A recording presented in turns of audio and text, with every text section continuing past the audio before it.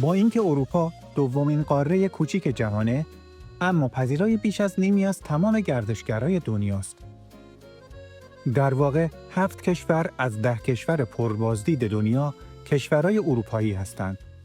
دلیلش هم میراث فرهنگی به خوبی حفظ شده، تاریخ غنی، ایمنی و زیرساختای کارآمده که سفر به اروپا رو خیلی لذت بخش میکنه. در این ویدیو سفری تصویری داریم به 25 شهر و مکان زیبا برای بازدید در اروپا که 12 تاشون رو در این ویدیو میبینیم و 13 تای بقیه رو در ویدیوی بعدی. اگه فعلا امکان سفر به این شهرها رو ندارید، نگران نباشید. با این ویدیو همراه ما بمونید تا همه دیدنی هاشون رو تماشا کنیم. پس راحت بنشینید و از این تصاویر سینمایی لذت ببرید. البته ناگفته نمونه که ردبندی این مکانهای توریستی صرفاً از نظر ماست و بر اساس زیبایی‌های هر شهر یا مکان انجام شده.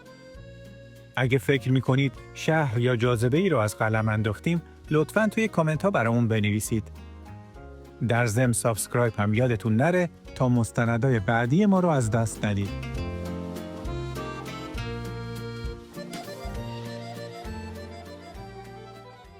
شماره 25 وین.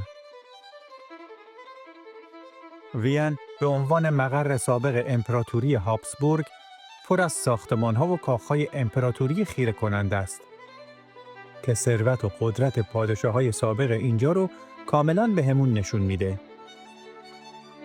این شهر که حالا پایتخت اتریشه، با لقب شهر موسیقی شاهد حضور مشاهیر عرصه موسیقی کلاسیک مثل موزارت، بتهوون و شوبرت بوده.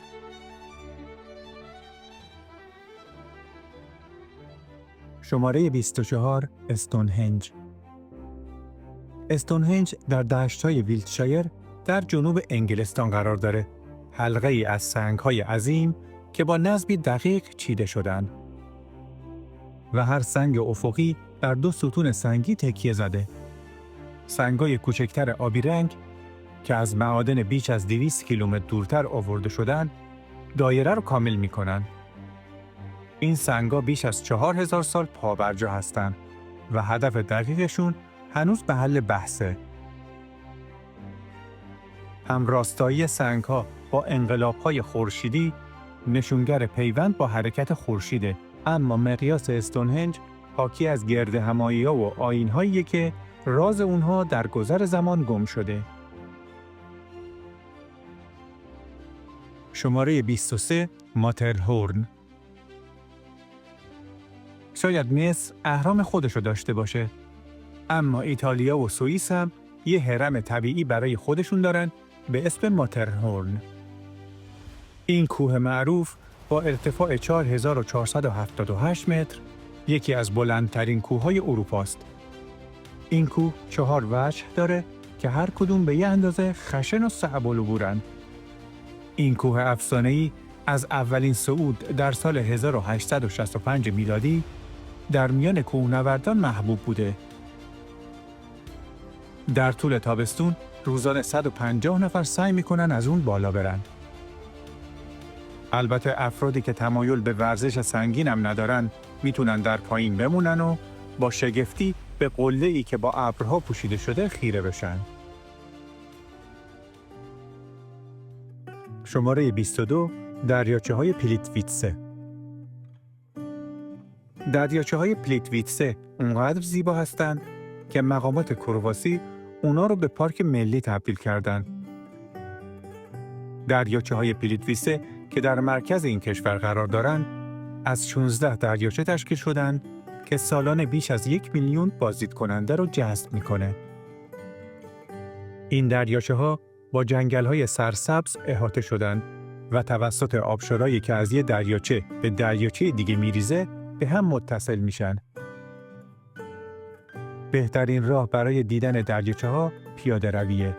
در طول مسیر ممکنه حتی حیوانات وحشی رو هم ببینید. شماره 21 بوداپست. بوداپست پیش از آن که مجارها در قرن نهم اون رو به تصرف خودشون در بیارن، شهری با موقعیت تثبیت شده بود. امروز بوداپست پایتخت و بزرگترین شهر مجارستانه. خیلی از توریستا به خاطر آب گرم معدنی به این شهر میان. بوداپست که یکی از زیباترین شهرهای اروپا به شمار میاد، میزبان موزه هنرهای زیبا با مجموعه‌ای شامل بیش از 100,000 اثر هنریه. اگه کسی گذرش به اینجا خورد، نباید شهر قدیمی رو از دست بده که در مرکز شهر قرار داره و موزه‌ها، کلیساها، کاخ‌ها و ساختمان پارلمان در اونجا هستند. شماره 20 لیسبون. لیسبون پایتخت پرتغال در امتداد رود تاگوس و ساحل اقیانوس اطلس قرار داره. این موقعیت مکانی بود که کاوشگرا رو ترغیب کرد تا در قرن‌های 15 و 16 و 17 میلادی به دور دنیا سفر کنند.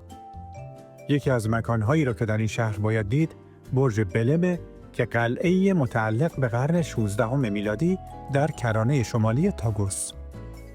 برای دیدن مناظر خوب از لیسبون قدیم، قلعه سائو جورج جای خوبیه که توسط موروها که همون مسلمانای شمال آفریقا بودن در بالای تپه ساخته شده. شماره 19 گلفوس. احتمالاً افراد خیلی زیادی رو نمیشناسین که به ایسلند سفر کرده باشن. اما شاید آبشارهای تماشایی گلفوس ارزش سفر به اینجا رو داشته باشه. گلفوس که در جنوب ایسلند قرار داره، یکی از جاذبه‌های گردشگری برتر ایسلنده. آبشارها درست پس از اون که رودخانه کوویتائو یه پیچ عمودی میزنه شروع میشن و سپس در یه آبشار سه‌پله‌ای به داخل دره 35 متری میریزن. این رودخونه از یخچال لانگیوکل تغذیه میشه. شماره 18 آتن. آتن مفهوم دموکراسی رو به جهان داد و زادگاه تمدن غربه. خیلی از جاهای دیدنی اصلی شهر رو میشه در شهر قدیمی به ویژه اطراف آکروپولیس پیدا کرد. این مکانها شامل معبد زئوس، تئاتر دیونیسوس که آثار سوفوکل در آن اجرا میشد و پارتنونه که بر فراز آکروپولیس قرار گرفته. شماره 17 خلیج کوتور. کوتور با منظره نفسگیرش در جنوب غربی مونتنگرو قرار گرفته. این خلیج در دریای آدریاتیک به معنای واقعی کلمه دیدنیه. کوه‌ها اون رو در بر گرفتند و روستاهای کوچیک و زیبا بین صخره‌ها و آب آبی دریا محصور شدند. چندین شهر قرون وسطایی هم که خیلی خوب حفظ شدن در اطراف خلیج هستند. مردم به اینجا سفر می‌کنن نه تنها برای لذت بردن از مناظر، بلکه برای بازدید از بسیاری از کلیساهایی که در روستاها پراکنده شدند. شماره 16 مسکو. این شهر قدیمی چیزهای زیادی برای ارائه به بازدید کننده ها داره. بذارید از میدان سرخ که مربوط به قرن 15 میلادی شروع کنیم. چون بسیاری از جاذبه‌های کلیدی شهر همینجاست. یه نقطه دیدنی مهم کاخ کرملینه که قبلاً قلعه بوده و حالا موزه‌ها و دفتر رئیس جمهور فدراسیون روسیه را در خودش جای داده. آرامگاه لنین هم در همین میدون قرار داره و کلیسای جامع سنت باسیل با گنبدهای پیازی شکل نمادینش که حالا موزه شده از جمله جاذبه‌های دیگه این میدانه. شماره 15 ونیز.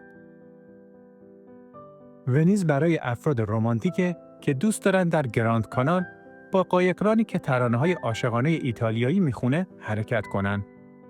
ونیز همون شهریه که مارکوپولو سفرش رو به چین از اینجا شروع کرد.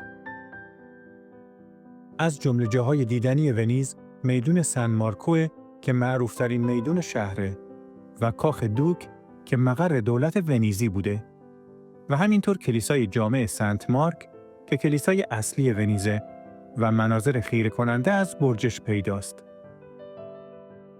ونیس همچنین به خاطر پل‌هایی که بر روی کانال‌های آبش داره مشهوره. شماره 14 مونته کارلو. اگر به زرق و برق علاقه دارید، کافیه به مونته کارلو، شهر اصلی در شاهزاده‌نشین کوچیک موناکو نگاه کنید. موناکو همیشه به خاطر این ویژگی‌ها شناخته شده.